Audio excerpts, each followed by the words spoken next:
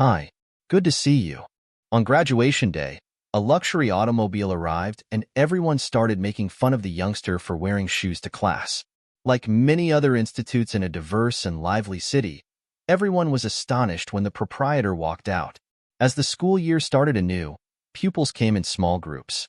Amidst the throng of young people mingling and laughing their way to the main door, one stood out. Not because of his looks or his style of attire, but for something far more basic and simultaneously unnerving. The soles of his shoes. Martin, an adolescent of years old, carried himself with an air of confidence and serenity as he strode by his classmates, who had become accustomed to seeing him in this manner from the first day of school. Despite the fact that they were no longer taken aback, they continued to whisper and giggle behind their backs. Oh no, the unfortunate youngster. Rumor has it that he doesn't even have enough money to buy shoes, according to some whisperers. Some people even mocked them despite carrying his rucksack behind him. Martin appeared unaware of the hurtful remarks. Continually resolute, he strode to his classroom, books slung over his shoulder. Going barefoot wasn't about practicality or scarcity. Rather, it was an expression of his outlook on life. From his mother, Martin learned the value of humility and simplicity from an early age. A woman of immense compassion and insight, she had shown him that a person's worth did not reside in their possessions, but in the dignity of their character and the power of their. Martin's mother had emphasized the importance of living according to his principles before she passed away from an incurable illness. Despite his father's offers of all the comforts and luxuries imaginable, Martin refused to compromise on his principles. Going barefoot to school was a means for the young man to honor his mother's memories of standing firm in his own identity while facing the hatred and judgment of his peers. He also wanted to live a more genuine and unpretentious life. As Martin stood at the institute, he could sense the stares and murmurs of the students around him. Some pointed fingers at him, while others retreated from him, seemingly frightened by his apparent lack of wealth. Those insignificant attitudes did not intimidate Martin, though, because he kept his head up. Greeting those brave enough to meet his gaze, he stood tall and smiled kindly, proving that genuine kindness and generosity were more valuable than material possessions. With the same level of commitment and excitement that his professors had always shown, Martin continued to attend his sessions throughout the day. Despite their initial skepticism, they eventually came to appreciate his intelligence and dedication to study, despite his unusual presentation style. Despite Martin's exceptional intelligence and class engagement, not everyone at the institute shared his admiration for his maturity and clarity in handling difficult subjects. The conceited young man Diego, along with a gang of well-liked and affluent students, had resolved to make Martin's life unbearable. They never missed a chance to embarrass and marginalize Martin because his simplicity and humility made them laugh and feel contemptible. Behold the destitute man, whom Diego teased each time he encountered Martin in the corridors. Dude, you're in a tough spot since you're short on cash. His underlings, a bunch of immature and mean-spirited youths, reveled in there. The way Martin handled their verbal attacks, which included insults, angry laughter, and displays of superiority, unsettled his admirers because he refused to let himself be inflamed. Aware that genuine power resided in the capacity to pardon, the youth shot them a sympathetic glance before pressing on. While Martin had to bear the brunt of Diego and his group's scorn and ridicule, he was not alone. Numerous other pupils, swayed by their own prejudices and outward looks, also bore similar burdens. They avoided eye contact and treated him with contempt. Martin was an outsider, an outcast, and someone who did not conform to their standards of what was normal and acceptable in their eyes. In spite of everything, Martin refused to let himself be defeated by feelings of isolation or rejection. In his enthusiasm, he discovered solace. As he delved into his studies and maintained his steadfast belief in the inherent goodness of people, he found solace in the comfort of his house and the boundless affection of his father, who offered him unfaltering support and motivation to progress. "My son," his father would often tell him, coupled with tenderness, your worth is not based on your material possessions, but on your character traits, and your mother would be proud of you no matter what. Martin, now a courageous and honorable young man, embraced his father and expressed his gratitude for his love and support. Understanding that he could overcome any obstacle with the help of his mother's lessons and her encouragement, he pressed on. Martin persevered day after day at Escalzo High School, meeting the scornful glances and nasty remarks with resilience and his dignity was truly remarkable. He was well aware that his journey would be filled with challenges, but he was determined to face them head-on and with hope in his heart. At first glance, it appeared to be just another ordinary day at the institute. During recess, the students congregated in the courtyard, where they formed groups and engaged in lively conversation. Some played ball, others laughed and gossiped, while a few used the time to examine their notes or complete assignments that were still outstanding. Amidst all this chaos, Martin, in spite of the stares and insults that followed him around the patio, he strolled serenely, taking pleasure in the feel of the grass beneath his bare feet. Despite his composure and inward concentration, the young guy met his untimely end on that particular day. The head of the group of famous and rich students who were hell-bent on torturing him, Martin Diego, was in for a surprise as he had planned an unexpected turn. With a sinister grin on his face, he had resolved to escalate his level of humiliation and derision. As Diego and his goons closed in on Martin, the whole patio tensed up for the impending showdown. "Wow, look who we have here!" A defenseless little lad standing cross-armed in front of Martin. When they were face to face, Martin, who was used to Diego's antics, refrained from saying anything other than to stare at him quietly. But his opponent's wrath and scorn appeared to grow in tandem with his silence. "Hey there, poor person," Diego adamantly asserted. "The mice ate the tongue," speaking loudly enough for everyone in the yard to hear him. "Oh no, Sia. You probably have enough cash on hand to purchase mice. You must subsist on the scraps that you plunder from the garbage can." Some students joined in the ridicule, while others observed with shame and pain as the vicious laughter of Diego's minions resounded through the room. On the other hand, Diego did not react emotionally to the comments, while Martin maintained his composure. He approached Martin with a menacing look in his eyes, and in a swift and brutal motion, he kicked him in the shin, causing him to lose his balance and fall. The unexpected physical assault caught Martin off guard, causing him to lose his footing and fall. While doing so, he stomped his feet and scraped his hands against the floor. The terrace was suddenly enveloped in a chilling quiet. "Look at him. The poor kid can't even stand up as everyone else gasps in shock at Diego's brutality." While some students stood around him, Diego smirked and reveled in his triumph. I imagine he's accustomed to being as lowly as Martin, weeping with shame and agony as he slowly rose from the ground, shaking the mud off his hands and knees. Instead of reacting with rage or hatred, Martin did something that rendered everyone there stunned and uncomfortable, causing them to look away. Admirable poise and authority, the young guy rose to his feet, met Diego's gaze squarely in the eyes, and spoke in a low but commanding voice the words that would live on in the hearts and minds of all who heard them. "Diego, you are free to abuse, insult, and degrade me at will. However, it will not alter my worth or identity. My worth is not based on outward appearances, but on the intentions and deeds of my heart. I pray that one day you may come to appreciate this and discover the contentment and joy that are rightfully yours via Martin's words." He turned around and confidently strode away from the terrace, leaving Diego perplexed and outraged as he left behind stunned stillness. Something started to shift in the institute from that point on, even though the ridicule and disdain directed towards Martin were still present. His resilience, self-respect, forgiving spirit, and capacity to press on in the face of tragedy started to shine through to his students. For others, they became an inspiration.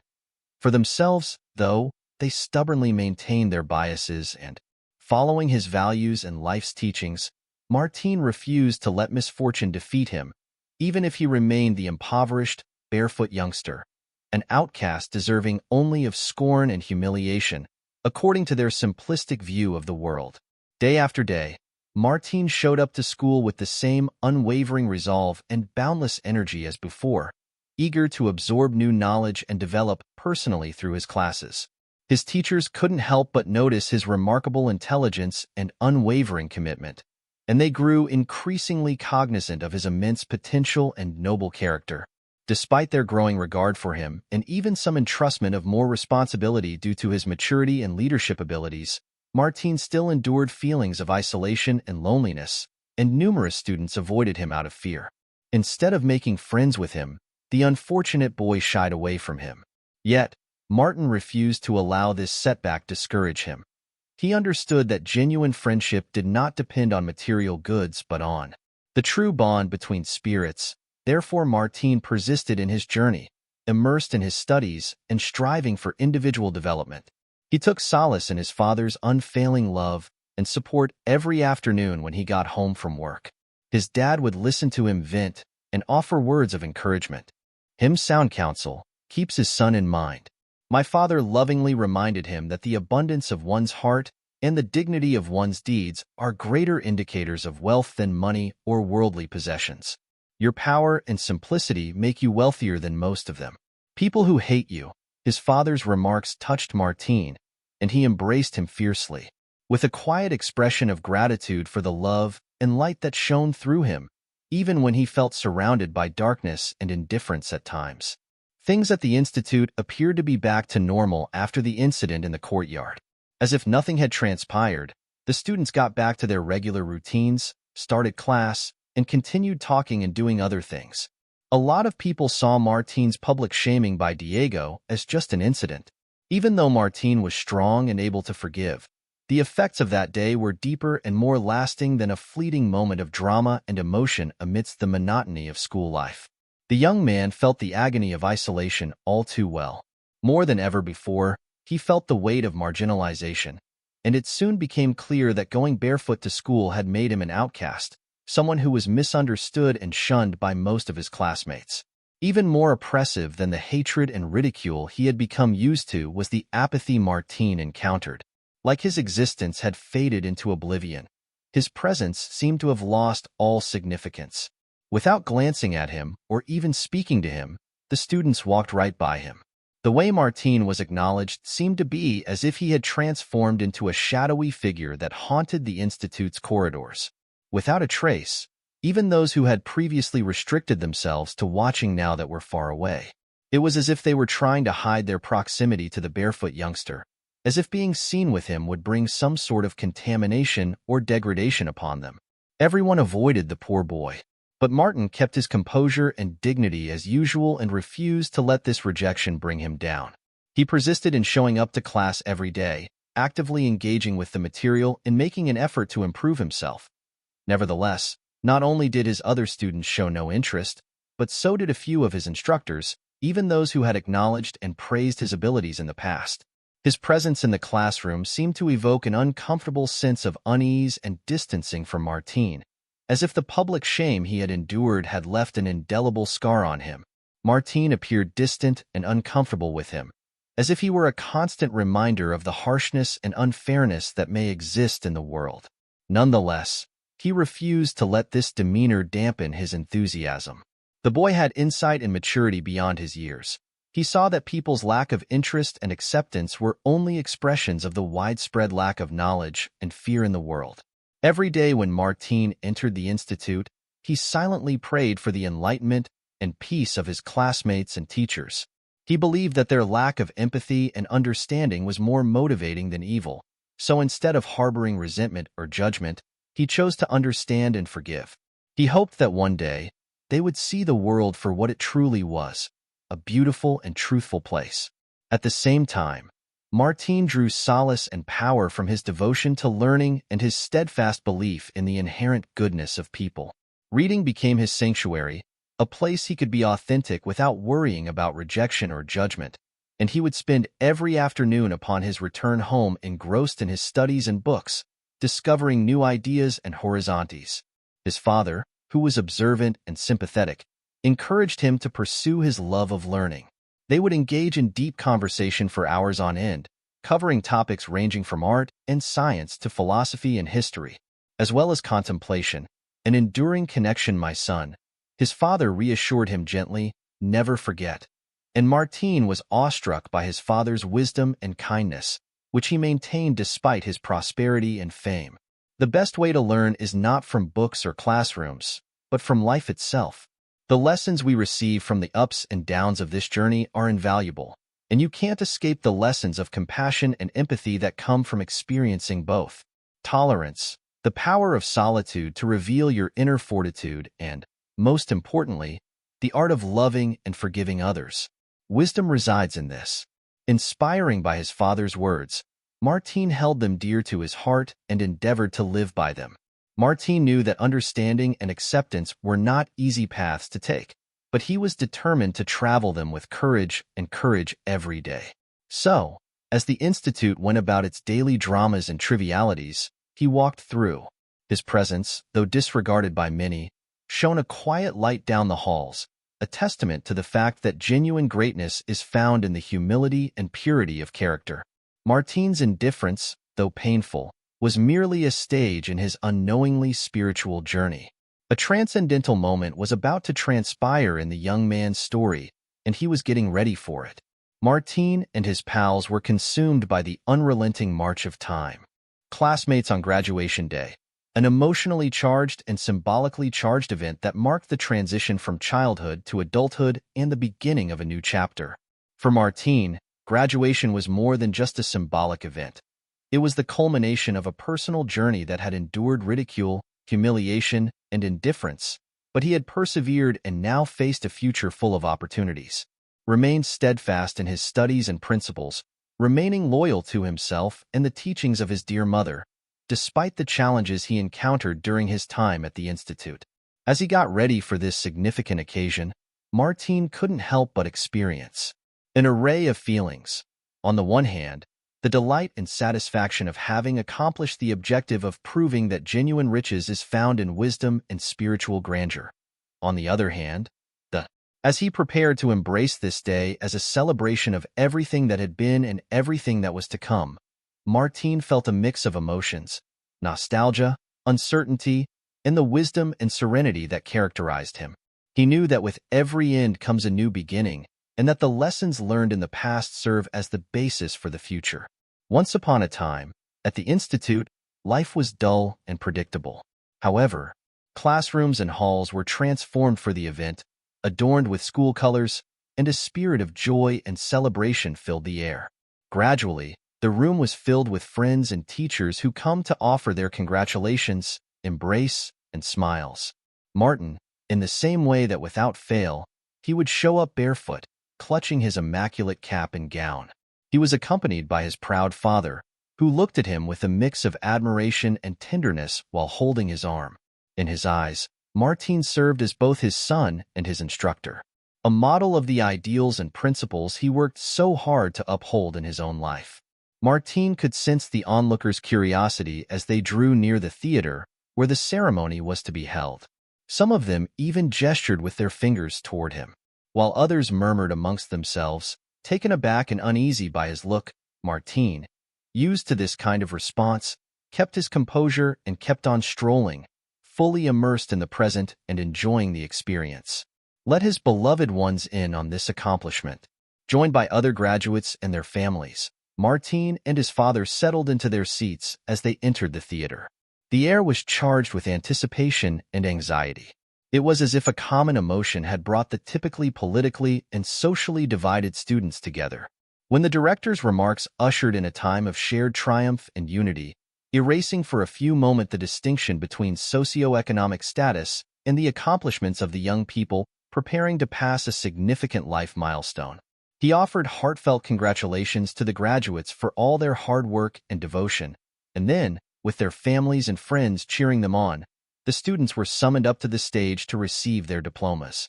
When his time came, Martin strode majestically to the stage, leaving an impression on those who witnessed him. Graduation was the most anticipated part of the event, and when each student received their diploma, they could feel the pride and respect in their instructor's eyes. It was a quiet acknowledgement of their value as an individual and a student. What was left to come was a speech by a normally exceptional student who, much to everyone's astonishment, was granted the opportunity to speak to his fellow students about this momentous occasion. Upon its announcement, Martin had been named the chosen one. Anticipation as his name is uttered in the auditorium. All eyes were fixed. They looked over at the young man who was barefoot, and approached the stage with an air of unflappable confidence. Martin, seeing the gravity of the situation, calmly gathered her thoughts and started speaking with an authoritative tone that resounded across the entire campus, among her beloved colleagues, friends, and family. We are celebrating and reflecting today. As we cross this threshold, we are embarking on a new chapter of our life, one that is both exciting and filled with unknowns.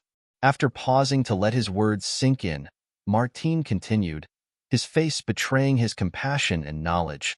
Throughout these years we have gained a wealth of information in many areas, including physics, history, and literature, but more importantly, we have gained wisdom about how to navigate life. What we have discovered is that genuine riches do not consist of monetary assets, but rather in the virtue of character and the kindness of soul. All of us, no matter our background or current situation, have the potential to learn and grow from one another's unique viewpoints and experiences. And we have discovered that variety is a strength, not a weakness. There is inherent worth and dignity in outward appearances. Those in attendance felt the profound impact of Martin's comments because of the profound sincerity and conviction with which he delivered them. As we bid farewell to this chapter of our life, continue Martin, we take these lessons and the duty of becoming agents of change with us. Even those who had previously disliked or disregarded him couldn't help but feel a lump in their throat and an unfathomable emotion in their breast. Of transformation, of creating a universe more equitable, empathetic, and compassionate, envisioning a society where empathy, respect, and love serve as the bedrock of our interactions and relationships, and where every individual's worth is acknowledged and appreciated irrespective of their socioeconomic standing, physical attributes, or place of origin. By this point, Martin's voice betrayed his emotions. I want to take advantage of this time to thank my father, Martin murmured, his eyes beaming with unshed tears as they settled on his father, who stared at him with incredible pride and compassion. My rock and my confidant, I am deeply grateful for your boundless compassion, profound insight, and selfless example of generosity and honesty. Tears were streaming down Martin's cheeks and the others as well. The auditorium was filled with profound emotion and a sense of unity, as if for a moment, all obstacles and disparities had disappeared. I am grateful for the lesson you taught me that real grandeur is found in helping others and staying true to our values. Martin concluded his speech by saying, Comrades, as I leave this room today, I leave with you the responsibility and privilege of making a difference in the world. We must be lights in a world filled with darkness, love in the middle of hate, and compassion in the middle of a sea of indifference. May our lives be a testimony to the principles and values we have learned, and may our actions be seeds of hope and change for future generations. His remarks ended with these words. As if a magic had been broken, the auditorium erupted into deafening ovation, a spontaneous tribute to the wisdom and nobility of the presenters, breaking the spell of emotional and reflective quiet. Martin, a remarkable young man, was moved to tears and joy by the response he received from his classmates and teachers. As he descended from the stage, he found his father waiting for him. The two of them shared an intense hug, symbolizing the love and unity they felt among all the chaos and emotion. Final exam. In the aftermath of the moving graduation ceremony, Martin had accomplished more than just getting a certificate. He had touched the lives of those around him and given hope to a world that had grown used to superficiality and apathy. Final exam. As Martin and his father made their way to the institute parking lot, they were both quietly reflecting on the significance of the day. It was a watershed moment in their lives, and it wasn't just because of Martin's academic success. As they went, Martin couldn't help but notice the looks and murmurs of those around him, but unlike on prior times, these gestures didn't carry any disdain. This was due to the deep impact that his words and example had on the school community, or apathy, but rather interest, awe, and reverence. It was as if his professors and classmates were finally seeing past surface level, appreciating the inherent worth and grandeur of his soul. Just as Martin and his father were on their way to their humble car, a gleaming and magnificent luxury vehicle pulled up alongside them. Little did they know, this barefoot young man had even bigger surprises waiting for them that day. An unexpected turn would shake everything they believed they knew about this exceptional student. With its sleek design, window tinting, and flawless bodywork, it appeared to be an unusual car compared to what they had seen in high school. Position oneself in this unassuming setting as if emanating from a parallel universe. Attracted by the sight of this unusual car, onlookers gathered around it, whispering and guessing as to who might own it. A few people pulled out their phones, ready to snap a photo and upload it online. As they observed, many were captivated and envious, wondering who could afford such a luxury. However, nothing could have prepared them for what the driver of the vehicle drew closer to the scene as Martine's father, a sight to behold in contrast to his often understated dress, stepped out of the vehicle through the open back door, leaving everyone in awe. He encouraged Martine to come inside after bowing politely to him. An icy stillness enveloped the setting. The entire audience, including the director and instructors, stood transfixed, unable to comprehend what they were seeing. What gave Martine, the outcast and ostracized young man, the ability to be born into such affluence and power? Despite this revelation, Martine did not bask in it, but instead approached his father with a calm grin and an air of innocence. Locked in a heartfelt embrace, they expressed their love and connection while simultaneously acknowledging the scene's potential influence on the school community. Putting aside worldly goods, then shocking, Martin spoke to the audience in a loud and authoritative voice, transitioning from his childlike demeanor to that of an old man and educator. He told the assembly, "I know that this scene may appear disturbing or even startling to many of you. I know that for years you have had to deal with. I've realized that they've probably unwittingly projected their own biases and anxieties onto me, seeing in me the downtrodden, the outcast, the unique one." His words lingered, touching the souls of all in attendance, but I want you to understand that the decision to live a life of simplicity and humility without shoes was not forced upon me, but rather a deliberate and conscious choice. It is based on the principles and values that my dear mother taught me and that my father has always supported and respected. Their mother's voice remained unshaken even as they sobbed at the mention of her. Having a noble spirit and a generous heart are more valuable than having a lot of money, my mother taught me. From her, I learned that every single person, whatever its state or look, it possesses inherent worth and unalienable dignity, and it showed me that being faithful to one's ideals and serving others are the surest paths to happiness and fulfillment. The crowd hushed as Martine's comments resonated with their emotions. "I am sharing this aspect of my life with you today, touching the core of yourselves. What I really want is your approval and not to be impressed, Martine. Please consider the wisdom that can be gleaned from this experience." Lessons learned from this experience include the significance of valuing diversity and authenticity in all its forms, developing empathy and compassion, and looking past outward appearances. This is when Martin's father leaned down to kiss his son on the shoulder and speak with an impassioned voice. "I am proud of you, my son. You have shown by your example and your words that true nobility is not inherited."